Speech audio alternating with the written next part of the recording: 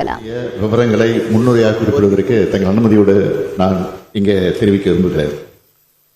மாண்புமிகு பேரவைத் தலைவர் அவர்களே, சமூகத்தின் சரிபாதியான பெண்ணினத்தின் மேன்மைக்கும் வளர்ச்சிக்கும் பல்வேறு திட்டங்களை உருவாக்கி தரக்கூடிய அரசு திராவிட முன்னேற்ற கழகத்தினுடைய அரசு.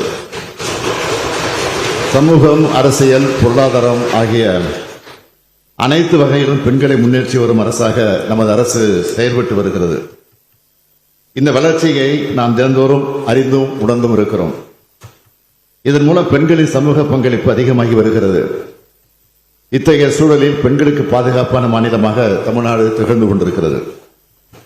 பெண்கள் அதிக வேலைக்கு செல்லும் மாநிலமாக, பெண்கள் அதிகமான சமூக பங்களிப்பு வழங்கக்கூடிய மாநிலமாக தமிழ்நாடு வளர்ந்து வருகிறது.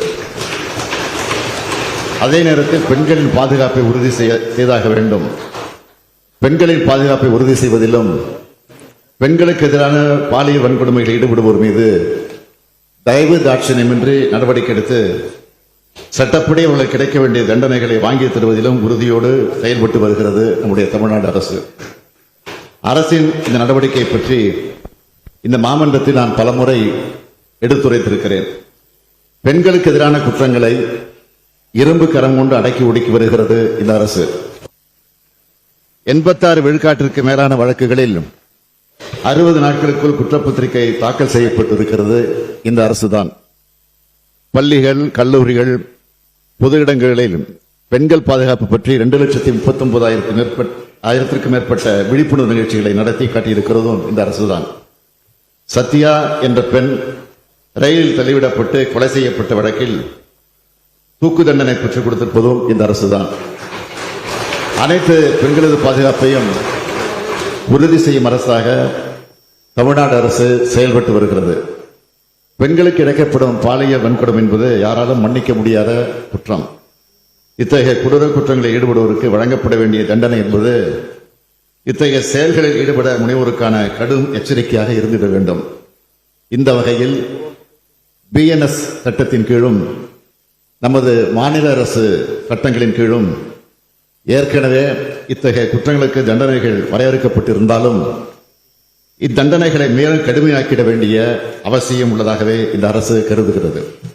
இந்த அடிப்படையில் இத்தகைய குற்றங்களுக்கான தண்டனையை மேலும் கடுமையாக்குவதற்காக BNS மற்றும் BNSS சட்டங்களின் மாநில சட்ட திருத்தத்திற்கும் தமிழ்நாடு 1998ஆம் ஆண்டு பெண்ணிற்கு துன்பம் விளைவித்தலை தடை செய்யும் சட்ட திருத்தத்திற்கும் சட்ட முன்வடிவுகளை பேரவையின் ஒப்புதலுக்காக முன்வைக்கிறேன்.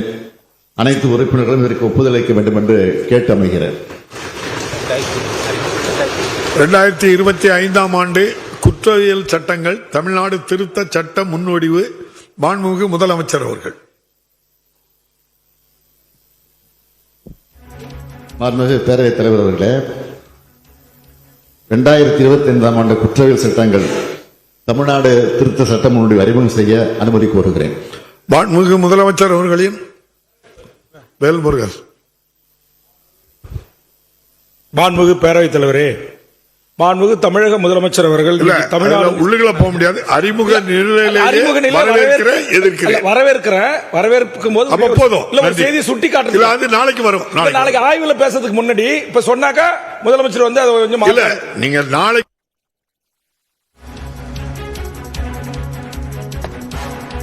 அவர்களின் தீர்மானம் பேரவையின் முடிவுக்கு விடப்படுகிறது. ஏற்போர் ஆம் என்க, மறுப்போர் இல்லை என்க. ஏற்போரே அதிகம் என்று கருதுகிறேன். ஏற்போரே அதிகம். தீர்மானம் நிறைவேறியது. மாண்புமிகு முதலமைச்சர் அவர்கள். மாண்புமிகு பேரவைத் தலைவர் அவர்களே, மேற்படி சட்ட முன்வடிவை அறிமுகம் செய்கிறேன். 2025ஆம் ஆண்டு தமிழ்நாடு பெண்ணிற்கு துன்பம் விளைவித்தலை தடை செய்கின்ற திருத்த சட்ட முன்வடிவு மாண்புமிகு முதலமைச்சர் அவர்கள். மாண்புமிகு பேரவைத் தலைவர் அவர்களே, 2025ஆம் ஆண்டு தமிழ்நாடு பெண்ணிற்கு துன்பம் விளைவித்தலை தடை செய்கின்ற திருத்த சட்ட முன்வடிவை அறிமுகம் செய்ய அனுமதி கோருகிறேன். மாண்புமிகு முதலமைச்சர் அவர்களின் தீர்மானம் பேரவையின் முடிவுக்கு விடப்படுகிறது. ஏற்போர் ஆம் என்க, மறுப்போர் இல்லை என்க. ஏற்போரே அதிகம் என்று கருதுகிறேன். ஏற்போரே அதிகம். தீர்மானம் நிறைவேறியது. மாண்புமிகு முதலமைச்சர் அவர்கள். மாண்புமிகு பேரவைத் தலைவர் அவர்களே, மேற்படி சட்ட முன்வடிவை அறிமுகம் செய்கிறேன். 2025ஆம் ஆண்டு தமிழ்நாடு ஊராட்சிகள் திருத்த சட்ட முன்வடிவு மாண்புமிகு ஊரக வளர்ச்சித்துறை அமைச்சர் அவர்கள். மாண்புமிகு பேரவைத் தலைவர் அவர்களே, 2025ஆம் ஆண்டு தமிழ்நாடு ஊராட்சிகள் திருத்த சட்ட முடிவை அறிமுகம் செய்ய அனுமதி கோருகிறேன். மாண்புமிகு உறுப்பினர் மாண்புமிகு பேரவைத் தலைவர் அவர்களே, இந்த சட்ட முன்னோடியை அறிமுகத்திலே எதிர்ப்பு தெரிவிக்கின்றோம். மாண்புமிகு ஊரக வளர்ச்சித்துறை அமைச்சர்களின் தீர்மானம் பேரவையின்படி நாகை மாலி. மாண்புமிகு உறுப்பினர். மாண்புமிகு பேரவைத் தலைவர்களே, உள்ளாட்சி நிர்வாகத்தை நடத்தக்கூடிய அறிமுக நிலையிலே நாளைக்கு பிறகு பார்த்துக்கலாம். நாளைக்கு ஒன்றுல இது அதான் நீங்க இப்போ அறிமுக நிலையில எதிர்க்கிறீர்களா, நாளைக்கு எடுக்கிற மாதிரி இருந்தா எதிர்க்கிறீர்களா, ஆதரிக்கிறீர்களா? மாண்புமிகு உறுப்பினர் ராமச்சந்திரன்.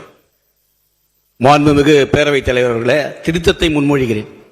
மாண்புமிகு உறுப்பினர் அருளுக்கு என்ன ஜி கே மணியை பேச சொல்லணுமா? இந்த அறிமுகம் எதிர்க்கிறோம், உடனடியாக தேர்தல் நடத்த வேண்டும் என்பதை உங்களுடைய கட்சியை கொடுத்தோம். மாண்புமிகு உறுப்பினர் ராஜேஷ்குமார். திருத்தம் மேற்கொள்ள விரும்புகிறேன். திருத்தங்கள் ஆய்வு செய்யும் போதுதான் நீங்க பேச முடியும். இப்போ அறிமுக ஆதரிக்கீழா எதிர்க்கீழா? அறிமுக உரையிலே எதிர்க்கிறோம். நன்றி. உட்காருங்க, பதிவு பண்ணியிருந்தேன். மாண்புமிகு ஊரக வளர்ச்சித்துறை அமைச்சர்களின் தீர்மானம் பேரவையின் முடிவுக்கு விடப்படுகிறது. ஏற்போர் ஆம் என்க, மறுப்போர் இல்லை என்க, ஏற்போரே அதிகம் என்று கருதுகிறேன். ஏற்போரே அதிகம். தீர்மானம் நிறைவேறியது. மாண்புமிகு ஊரக வளர்ச்சித்துறை அமைச்சர் அவர்கள். மாண்புமிகு பேரவைத் தலைவர் அவர்களே, மேற்படி சட்டமன்ற அறிமுகம் செய்கிறேன். ஆளுநர் பேரவைக்கு நன்றி தெரிவிக்கும் தீர்மானத்தின் மீது விவாதம்.